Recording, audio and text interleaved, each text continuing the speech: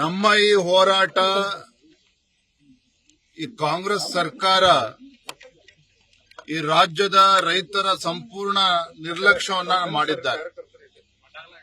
ರಾಜ್ಯ ಸರ್ಕಾರ ಈ ಕಾಂಗ್ರೆಸ್ ಸರ್ಕಾರ ಏನಿದೆ ಕಬ್ಬು ಬೆಳೆಗಾರರ ಸಮಸ್ಯೆಗೆ ಪರಿಹಾರನ ಕೊಡೋದಾಗ್ಲಿ, ಮೆಕ್ಕೆಜೋಳ ರೈತರ ಸಮಸ್ಯೆಗೆ ಸ್ಪಂದನೆ ಮಾಡುವಂತ ಕೆಲಸ ಆಗ್ಲಿ, ಭತ್ತ, ತೊಗರಿ, ಉದ್ದು ಎಲ್ಲ ರೈತರು ಕೂಡ ಸಂಕಷ್ಟದಲ್ಲಿದ್ದಾಗ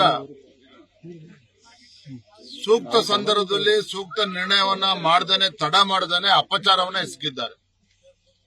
ಅತಿವೃಷ್ಟಿಯ ಸಂದರ್ಭದಲ್ಲೂ ಸಹ ಪರಿಹಾರವನ್ನ ಕೊಡದೇನೆ ಮುಖ್ಯಮಂತ್ರಿಗಳು ವೈಮಾನಿಕ ಸಮೀಕ್ಷೆ ಮಾಡಿದ್ರು.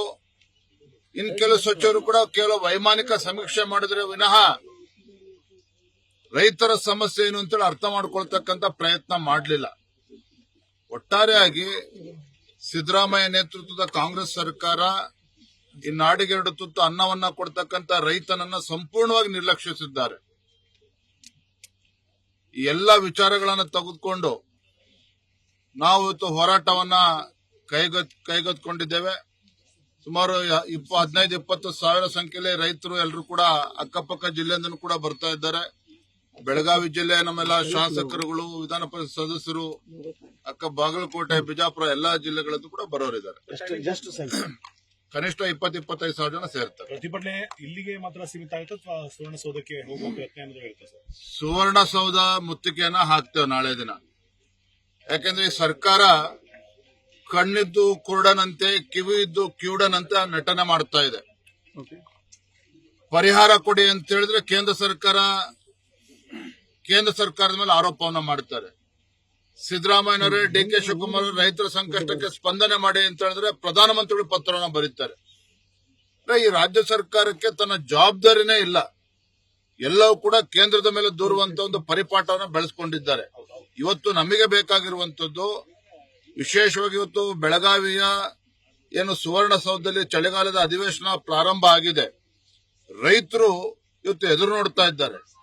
ಇಲ್ಲಾದ್ರೂ ಕೂಡ ಕನಿಷ್ಠ ಈ ನಾಡಿನ ದೊರೆ ಮುಖ್ಯಮಂತ್ರಿಗಳು ನಮಗೆ ಪರಿಹಾರನ ಕೊಡ್ತಾರಾ ಅಂತೇಳಿ ಕಾಯ್ತಾ ಇದ್ದಾರೆ.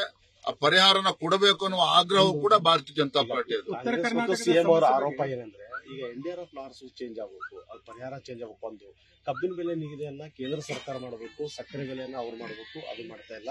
ಮೆಕ್ಕೆಜೋಳ ಖರೀದಿ ಮಾಡುವಂತ ಹೇಳ್ತಾರೆ, ಆದ್ರೆ ಎಥೆನಾಲ್ ಕಂಪನಿಗಳಿಗೆ ಖರೀದಿ ಮಾಡುವ ಇವೆಲ್ಲದನ್ನು ಕೂಡ ಹೊಣೆ ಅಂತ ಹೇಳ್ತಾರೆ. ಅಧಿವೇಶನ ನಡೀತಾ ಇದೆ. ಏನು ಮುಖ್ಯಮಂತ್ರಿಗಳು ಪದೇ ಪದೇ ಕೇಂದ್ರ ಸರ್ಕಾರದ ಮೇಲೆ ಆರೋಪವನ್ನು ಹೊರಿಸಿ ತಮ್ಮ ಜವಾಬ್ದಾರಿಯಿಂದ ನುಣುಚಿಕೊಳ್ಳುವಂತ ಕೆಲಸ ಮಾಡ್ತಾ ಇದ್ದಾರೆ. ಇದೆಲ್ಲದಕ್ಕೂ ಕೂಡ ಸದನದಲ್ಲಿ ಉತ್ತರನ ಕೊಡ್ತೇವೆ. ನಾವಿವತ್ತು ಆಗ್ರಹ ಪಡಿಸ್ತಾ ಇರ್ತಕ್ಕಂಥದ್ದು, ರಾಜ್ಯದ ಜನ ನಿಮಗೆ ಆಶೀರ್ವಾದ ಮಾಡಿದ್ದಾರೆ. ಕಾಂಗ್ರೆಸ್ ಪಕ್ಷಕ್ಕೆ 138-139 ಶಾಸಕರಿದ್ದಾರೆ. ಸ್ಪಷ್ಟತೆ ಇವತ್ತು ಇಷ್ಟೊಂದು ಖಜಾನೆಗೆ ಬರ್ತಕ್ಕಂಥ ಹಣ ಎಲ್ಲೂ ಹೋಗ್ತಾ ಇದೆ, ಎಲ್ಲಿ ಪರಿಹಾರ ನಿಮ್ಗೆ ಕೊಡ್ತಾ ಇದ್ದೀರಿ? ಕಂದಾಯ ಸಚಿವರು 30 ದಿನದಲ್ಲಿ ಬೆಳೆ ಏನು ನಾಶ ಆಗಿತ್ತು, ರೈತ ಪರಿಹಾರ ಕೊಡ್ತೀವಿ ಅಂತ ಹೇಳಿದ್ರು. ಆದ್ರೆ 30 ಅಲ್ಲ 75-80 ದಿನ ಆದ್ರೂ ಕೂಡ ಇವತ್ತು ಸಮರ್ಪಕವಾಗಿ ಇನ್ನೂ ಕೂಡ ಪರಿಹಾರ ಕೊಡೋದಕ್ಕೆ ಸಾಧ್ಯ ಆಗಿಲ್ಲ.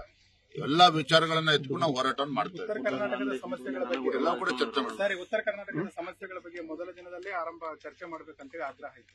ಈಗಾಗಲೇ ಸಭಾಪತಿಯವರು ಹೇಳ್ಬಿಟ್ಟಿದ್ದಾರೆ, ಹೊರಟಿಯವರು ಬುಧವಾರ ಮತ್ತು ಗುರುವಾರ ದಿನ ಇಡೀ ವಿಧಾನಸಭೆಯಲ್ಲಿ ಮನೆ ವಿರೋಧ ಪಕ್ಷ ನಾಯಕರ ಬಗ್ಗೆ ಹೇಳ್ತಾರೆ.